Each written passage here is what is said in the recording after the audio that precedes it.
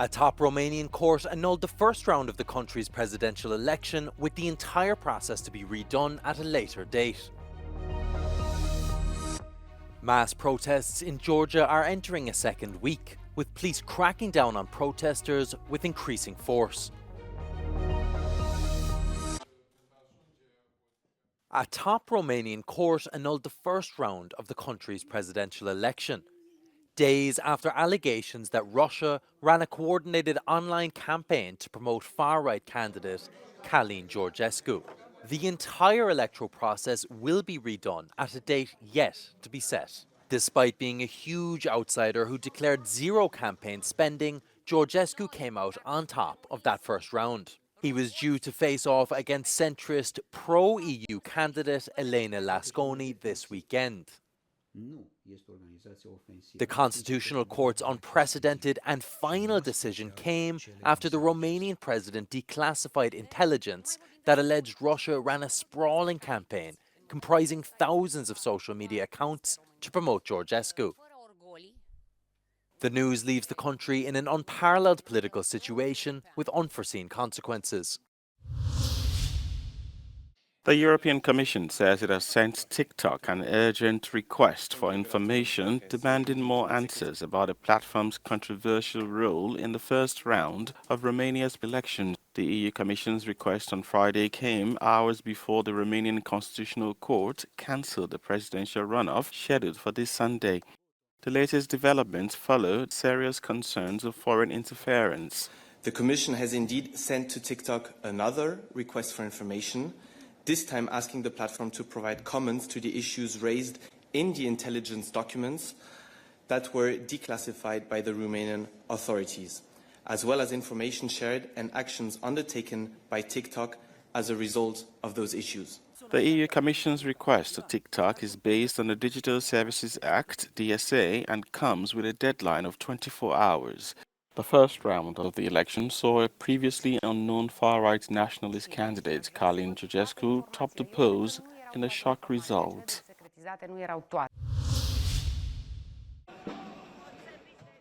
Mass protests in Georgia sparked by the government's decision to suspend negotiations on joining the EU have entered a second week, with police cracking down on protesters with increasing force.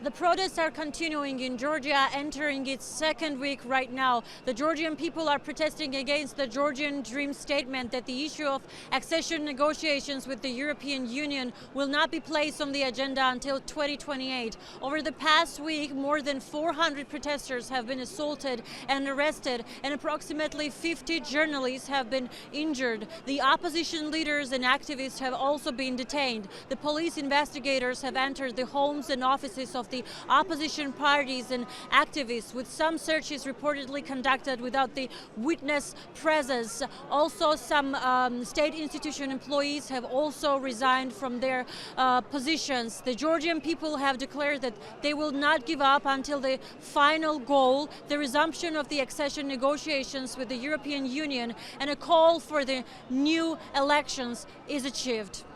I will never go back in my childhood. I will never go back to the USSR. And my son was born in a free country. So all these children, they are so strong, much stronger than we are. So they will fight and they will succeed. I believe in this. I'm a lawyer, and when you see your profession is diminished every day in the streets by the law enforcement agencies, that is one of my regrets.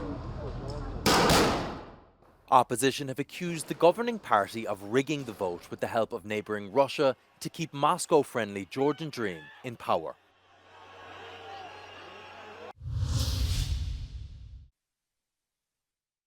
French President Emmanuel Macron is receiving a number of political leaders with the view of forming a government of general interest after the country's Prime Minister Michel Barnier was ousted by a no-confidence vote. C'est pourquoi je nommerai dans les prochains jours un Premier ministre. Je le chargerai de former un gouvernement d'intérêt général, représentant toutes les forces politiques d'un arc de gouvernement qui puisse y participer ou à tout le moins qui s'engage à ne pas le censurer. Public sector workers staged strikes across France to demand increased funding and staffing for public services, as the country waits to see who will replace Barnier and solve the enormous social issues facing the country.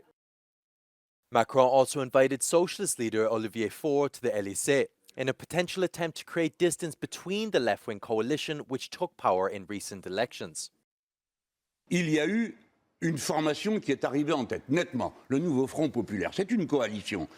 Elle a eu une candidature. Cette candidature est maintenue. Je suis assez lucide pour me rendre compte que 3 mois de M. Barnier, c'est-à-dire en fait 3 mois de blocage par M. Macron, qui revient comme si rien n'avait été voté par les Français, il revient, il vous propose la même politique. Nous la combattons, il nous met un 49-3. Nous sommes obligés de faire la censure. Et la censure est votée. Barnier and other ministers will remain in power to act as a caretaker government until the appointment of new ministers.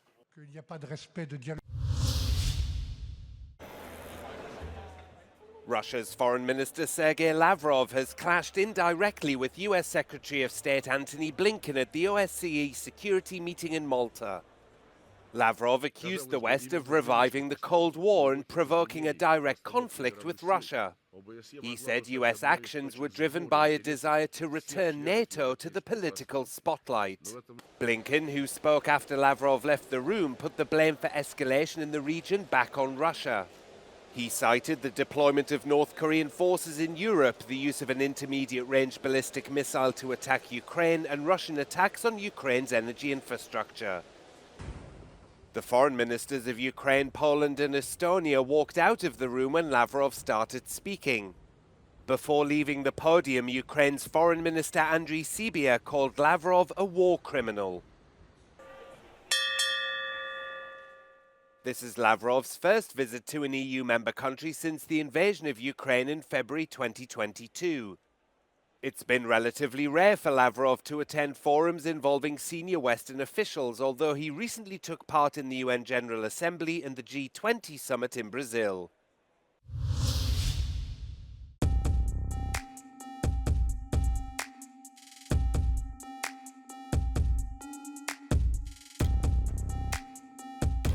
It is 216 million consumers on their sides and 450 on our sides. So it will be a huge market, a common market that will of course help consumers. They will have more choices and more products to choose from, and hopefully it will also help to beat inflation.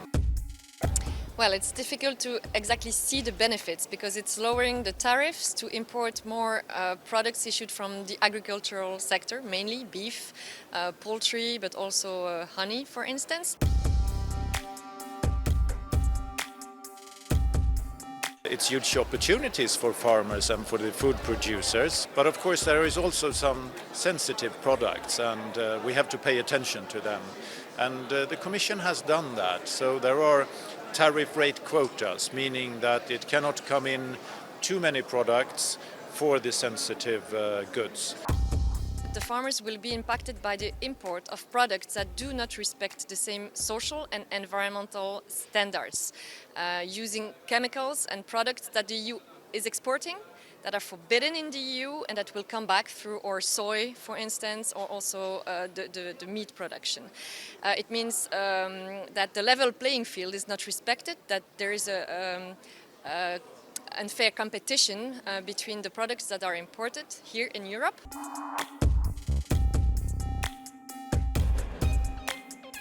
Yes, I would say it is a very good package for the climate because first of all, we have a commitment to effectively implement the Paris Agreement.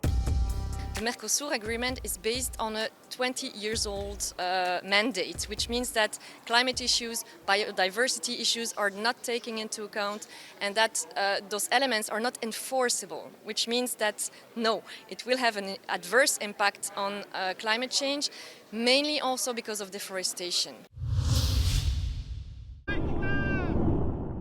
Iran said it conducted a successful space launch, the latest for its program the West alleges improves Tehran's ballistic missile program. The announcement comes as heightened tensions grip the wider Middle East over Israel's continued war on Hamas in the Gaza Strip. and as an uneasy ceasefire holds in Lebanon. The US has previously said Iran's satellite launches defy a UN security resolution and called on Tehran to undertake no activity involving ballistic missiles capable of delivering nuclear weapons. UN sanctions related to Iran's ballistic missile program expired in October 2023. Kosovo's Prime Minister Albin Kurti claims their security forces have doubled in size with plans to transition into a national army by 2028. Tensions with Serbia have risen following explosions Kosovo blames on Serbia despite a lack of evidence. Kosovo, which declared independence in 2008, remains unrecognized by Serbia. The defense minister has announced they are working to open a state-owned ammunition factory. Armatimi dhe municioni që e shihni në ushtrinë tonë sot është I blerë prej vendeve që janë anëtare të NATO-s, e këtu duhet theksuar Shtetet e Bashkuara të Amerikës, Turqinë, Gjermaninë, Mbretërinë e Bashkuar dhe Kroacinë. Some experts have expressed concern over military developments, fearing it could worsen tensions in the region. Kada dolazi do tako naglog naoružavanja I militarizacije celog jednog dela, to može voditi samo u jednom pravcu. Kosovo's security forces are advancing their capabilities by acquiring armored vehicles, drones and anti-tank missiles. The government claims their military development is for defense purposes and will only act in coordination with their allies.